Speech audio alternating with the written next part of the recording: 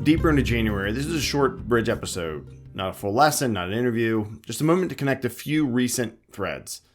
On the first of this year, I did the podcast about 5 books that are going to help shape 2026, that have shaped me, that I think can help shape you all. Last week, I reshared an interview about product management because it's still relevant. And even though it's from 2023, some great conversations, great tools there.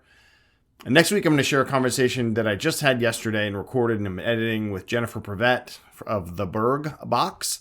It'll be released. It builds on many of those ideas we've talked about before. And today, though, I want to focus on alignment. And why is because I just revisited the book DRiVE by Daniel Pink. Not because it's new, but because its core ideas remain relevant in modern leadership environments. And this book's from 2009.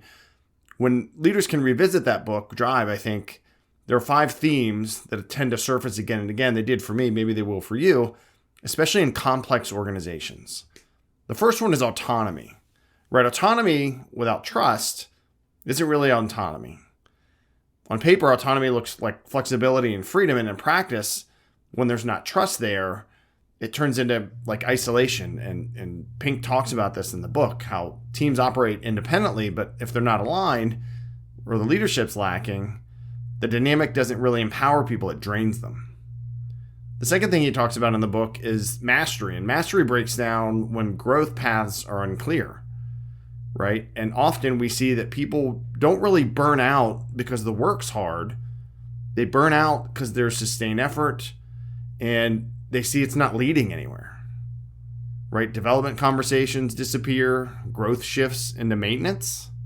And that's not good for people who maybe aspire for more. The third is purpose, and purpose erodes when communication fades, right? Purpose isn't a slogan. We have, those motivation posters you see and things like that.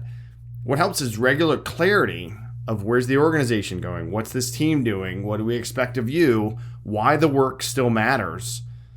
And when you don't communicate as often or as quickly or as clearly, probably most importantly, the purpose may not just totally go away, but it'll start to erode, start to vanish, kind of like in that movie Back to the Future when Michael J. Fox's character hasn't completed, his mission to fix the time and he starts to disappear from the picture. The fourth is the impact, right? Especially in remote work. And in 2009, when Pink wrote this book, it wasn't quite as relevant. There was still some remote work, but not like now in 2026 and really since, 2019, 2020. And it can be highly effective, right? When we're intentional and engaged as leaders. But when there's a big gap in communication, that distance can amplify them. But if there's regular communication, and we were keeping in touch with folks, whether it's in a message or calls or get-togethers when you're in the same place, it can really keep those gaps small or non-existent. And often, some people think that they're out of mind because they're not communicated with regularly. The fifth thing is motivation. So motivation usually declines before people's performance does, unless there's an immediate, issue or problem. But often their motivation is going away and then their performance starts to drop off, right? And so it happens quietly usually, and by the time the performance problems show up, that motivation is gone. So that leads us back to kind of staying connected with folks and making sure they're connected to purpose. And do they have mastery of what they do? And do they have the autonomy to work, but also know they're not by themselves? These were great points that stood out to me as I reread parts of DRiVE when I was sitting at my son's basketball game the other night. And they're not complaints, they're not critiques.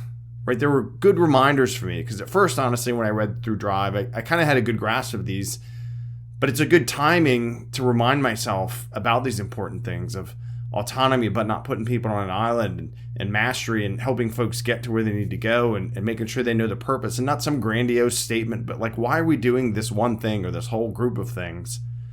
The impact that they can have, whether they're in person or somewhere else, and then the motivation. Keeping people motivated, helping them develop the discipline and the work and be excited about what they do.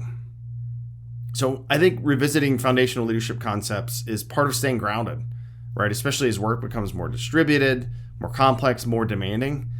I'm really looking forward to releasing next week's conversation with Jennifer Prevette, where we explore leadership and growth, navigating change, right? And all the challenges that come with starting your own business. It's going to be really fun. You'll really enjoy it. It'll be both audio and video. So just remember, sometimes progress isn't about doing more. It's about returning to the first principles. More to come in the future. Thank you all for listening to the People Process Progress podcast and for going to the peopleprocessprogress.com website. I am Pannell, P-A-N-N-E-L-L-K-G, on Instagram and X. Go to the YouTube channel, People Process Progress. Get some workout ideas, cold plunge and jiu-jitsu, some interview videos. Jennifer's will be on there. Adam's there from Blue Gorilla BJJ. And thank you so much for helping us cross 900,000 views, over 85,000 listens here. I really appreciate your time. I hope this message gets out there. Let me know. There's a contact form on the website. Take care, everybody. Keep those people aligned, people first, processes aligned, and we'll all make progress together. Godspeed, y'all.